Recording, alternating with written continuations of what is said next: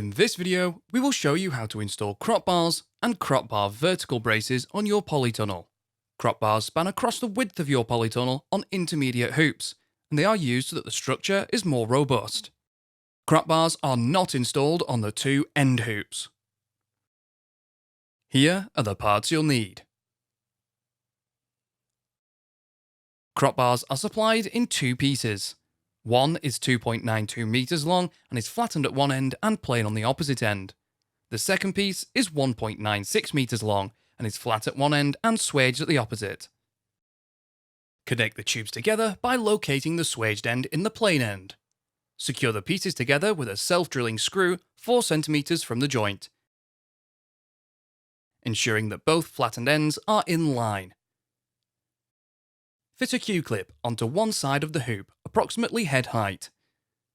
Locate the flat end of the assembled crop bar to the Q-clip. Push a bolt through the hole and loosely secure in place. Position another Q-clip on the opposite side of the hoop.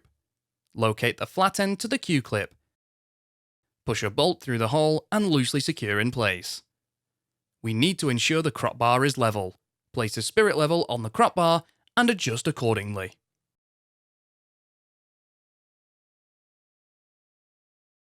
Once the crop bar is level, firmly tighten the nuts on both Q-clips.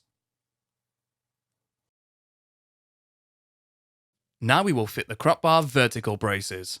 Crop bar vertical braces span from the crop bar to the hoop. There are 2 vertical braces per crop bar. Crop bar vertical braces are 61 centimeters long and are flat at both ends. From the ridge clamp, measure 40 centimeters along the hoop and fit a Q-clip.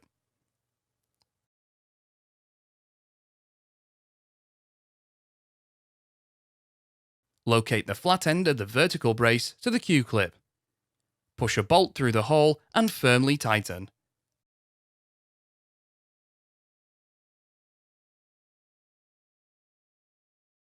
Now fit a Q-clip to the crop bar.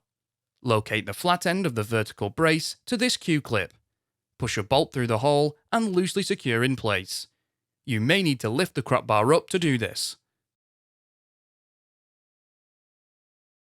Ensuring that the crop bar vertical braces are not pushing the crop bar down nor pulling it up. Once you are happy with the level, tighten both Q-clips.